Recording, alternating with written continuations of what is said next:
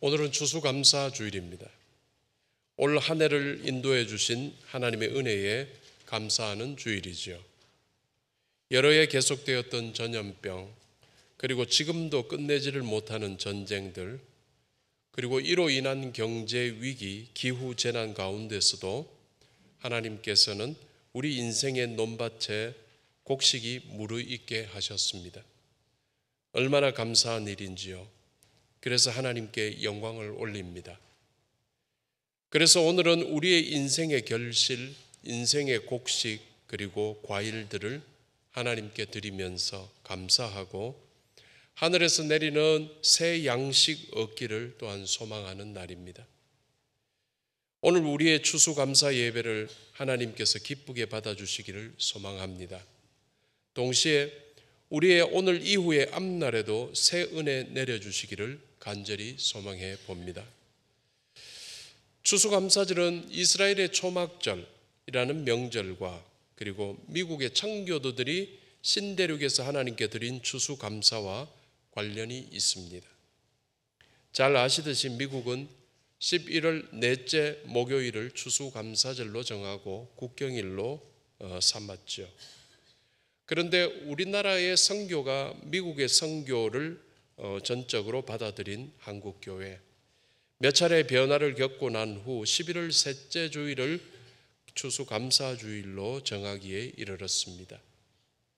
그런데 언젠가부터는 감사절의 토착화를 두고 여러 지혜들이 모이기 시작했습니다.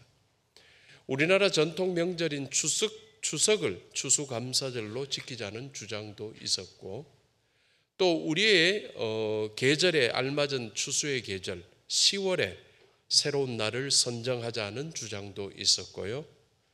그리고 전통적으로 지켜온 11월 셋째 주일을 유지하자는 주장들도 있었습니다. 이에 따라서 추석 때부터 시작해서 11월 셋째 주일까지 교회마다 자율적으로 날을 선정해서 추수감사절로 지키는 방식이 지금 우리나라 교회들에 퍼지고 있습니다. 우리 교회는 전통적인 11월 셋째 주일을 지키고 있습니다.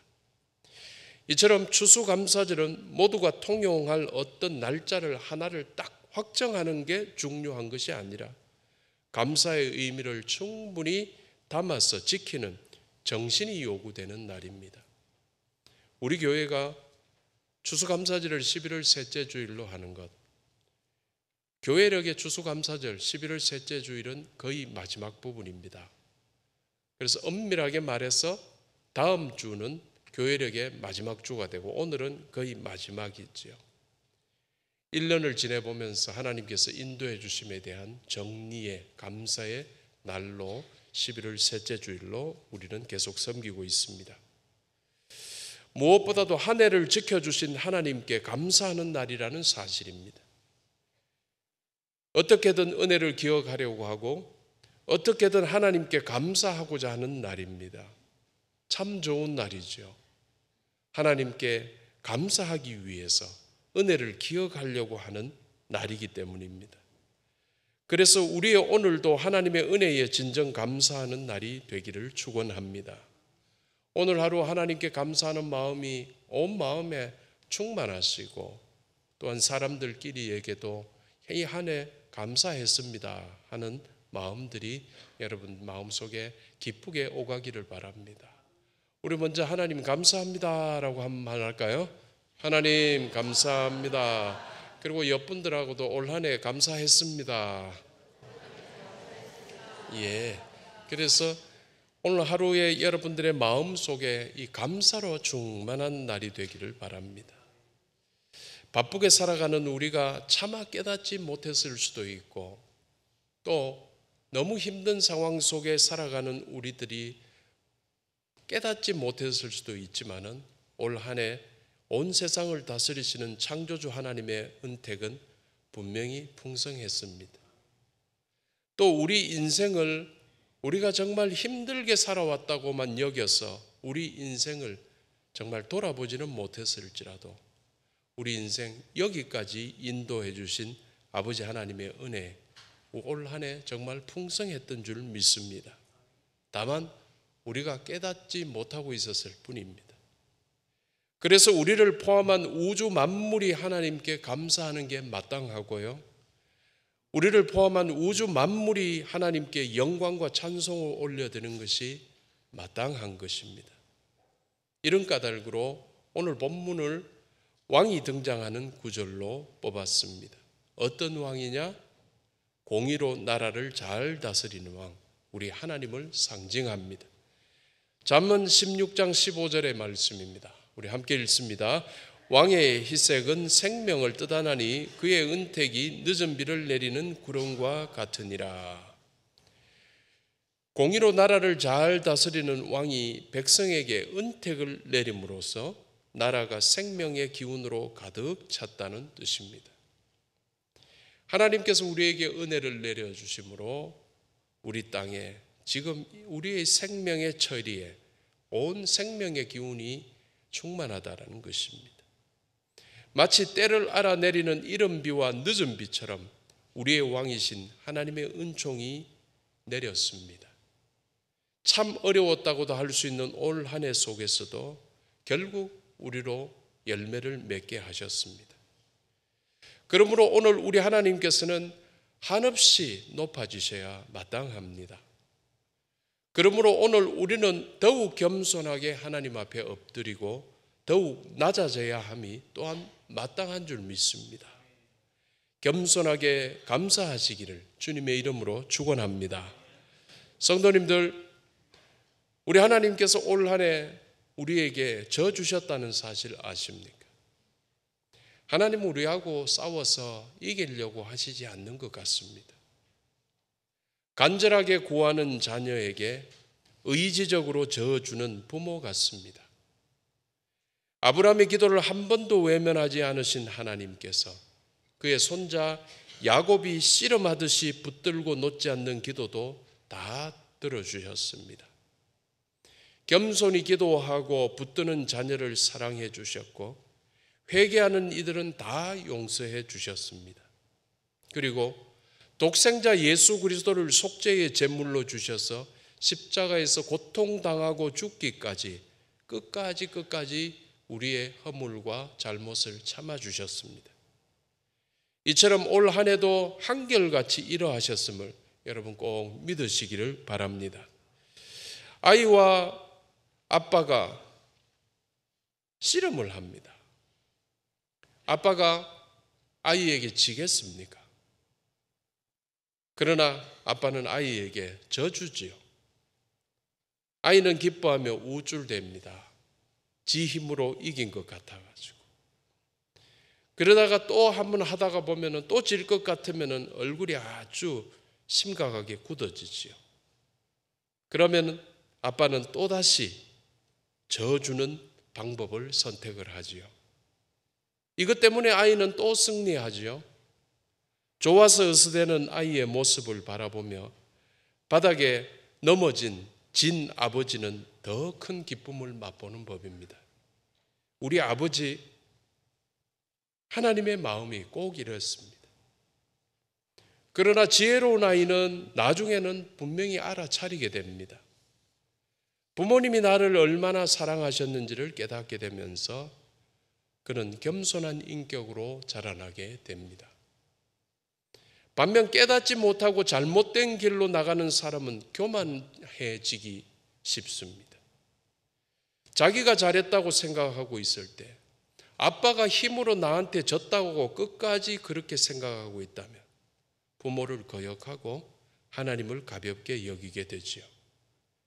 자신의 상태를 보지 못하게 되므로 더욱 교만을 떠는 인생을 살아가게 됩니다. 그래서 하나님께서 내 기도를 들어주시는 순간 내 인생에 하나님께서 축복해 주신 형통의 순간이 가장 중요한 갈림길입니다. 교만을 떨 것인가 마음을 다하여 감사할 것인가의 갈림길이기 때문입니다. 오늘 본문에서 바로 이것을 말하고 있습니다. 잠언 16장 18절입니다. 우리 함께 봉독합니다.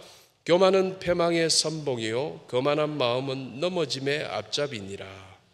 선봉이고 앞잡이라고 표현했습니다. 이는 멸망 바로 직전에 서 있는 게 교만이라는 말이고, 몰락 바로 직전에 서 있는 것이 거만한 마음이라는 교훈입니다. 그래서 우리의 삶에서 교만이, 거만한 마음이 보인다면 패망할 가능성이 높고 몰락할 가능성이 높습니다. 조심해야 합니다. 우리가 이를 분명히 인식하고 살아야 하죠. 여러분, 그래서 하나님께 항상 겸손하게 감사하시게 되기를 바랍니다. 그래서 성도님들, 다른 해에도 마땅히 우리는 이 때를 감사해야 했지만 정말 올해는 더욱 겸손한 마음으로 감사드리는 감사 예배가 되어야 하지 않을까요? 만약 하나님께서 우리 기도 들어주시지 않으셨다면, 만약 하나님께서 그 오랜 질병, 전염병 속에서 살 길을 터주시 않으셨다면, 정말 하나님께서 그러셨다면 그야말로 아무것도 없었던 우리 삶 아니었겠습니까? 분명히 깨달았으면 합니다. 본문이 바로 이를 말씀하고 있죠. 잠언 16장 19절입니다. 봅니다. 겸손한 자와 함께하여 마음을 낮추는 것이 교만한 자와 함께하여 탈취물을 나누는 것보다 나으니라. 그래서 마음을 더욱 겸손하게 낮추시고 왕이신 주님께 감사하기를 주님의 이름으로 축원합니다.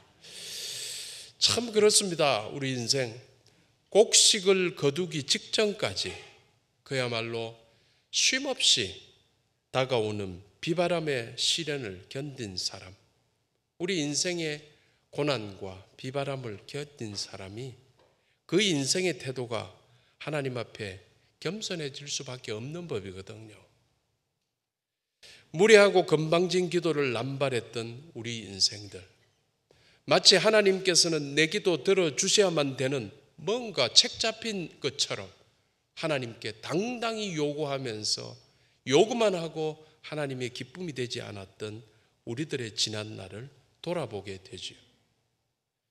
부끄럽고도 안타깝게도 올 한 해 우리도 이러했을 수 있지만 이 죄와 허물을 못 본 척 덮어주시고 용서해 주신 우리 하나님 아버지 앞에 우리 겸손히 마음을 낮추고 의지하면, 하나님을 의지하면 또 하나님의 복이 있을 것이다 라고 약속하셨습니다. 잠언 16장 20절입니다. 함께 봅니다. 삼가 말씀에 주의하는 자는 좋은 것을 얻나니 여호와를 의지하는 자는 복이 있느니라. 겸손해진 죄인에게도 복을 주시겠다 약속하셨지요. 지난 한 해 우리는 참 감사할 일밖에 없지만은 또 얼마나 하나님 앞에 교만을 떨었을지 우리는 스스로가 알지 않습니까?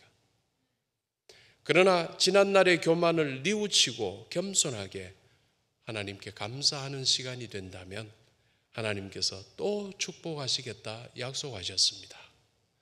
여러분 모두들 이러하시기를 주님의 이름으로 축원합니다. 대학생 선교회 CCC라는 게 있죠. CCC를 창설했던 빌 브라이트 목사, 2000년 초반에 돌아가셨죠 아마. 이분 한 기자가 인터뷰한 적이 있었습니다. 여러 질문에 대해서 너무 해박하게 구체적으로 잘 명확하게 대답하던 목사님, 기자가 마지막으로 질문하게 됩니다. 목사님, 마지막 질문입니다. 그렇다면 목사님에게 있어서 예수님은 어떤 분이십니까?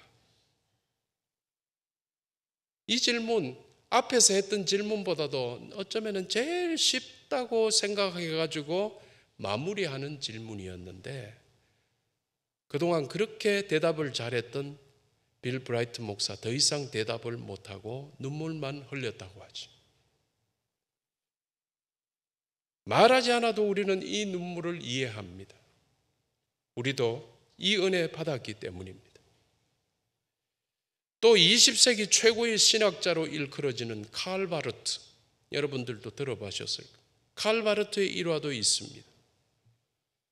그가 독일에서 교수 생활을 하고 은퇴 후에 미국 시카고 대학에서 강연하게 되었을 때의 일입니다. 회중의 대표가 워낙 대단한 신학자이기 때문에 바르트 신학의 핵심을 한마디로 좀 설명해 달라고 농담조로 말했을 수 있습니다. 그것을 어떻게 한마디로 이야기할 수 있다면 그 방대한 신학. 그때 바르트는 조용히 일어나서 주일학교에서 많이 부르는 찬송가 한 구절로 답했다고 합니다. 영어 표현이었습니다. Jesus loves me, this I know.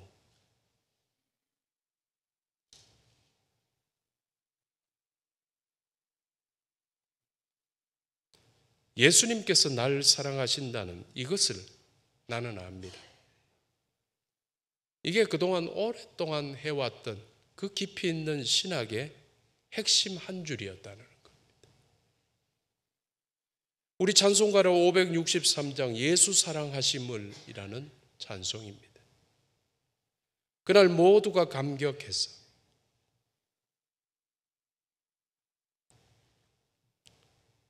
이 찬송을 불렀다고 합니다. 우리도 설교 후에 한번 불러봅시다. 분명 올 한 해 우리 예수님께서 우리를 사랑해 주셨다는 사실, 이 사실 하나 확실히 믿으시기를 바랍니다. 성도님들, 추수감사주일이 오게 되면 2023년 한 해가 저물어 간다는 겁니다. 원래 우리는 하나님의 자녀로서 믿음의 길을 잘 걸어왔을까요? 어린아이와 같은 마음으로, 더욱 겸손한 마음으로 감사 찬송하며 세상 가운데서 착하게 살아가며 마지막 날들을 준비하시기를 바랍니다. 올 한 해 마무리를 겸손하게 감사하며 살며 찬송하며 착하게 살아가는 것으로 하나님께 영광 올려드립시다. 이러한 여러분들의 추수감사절이 되기를 주님의 이름으로 축원합니다. 기도하겠습니다.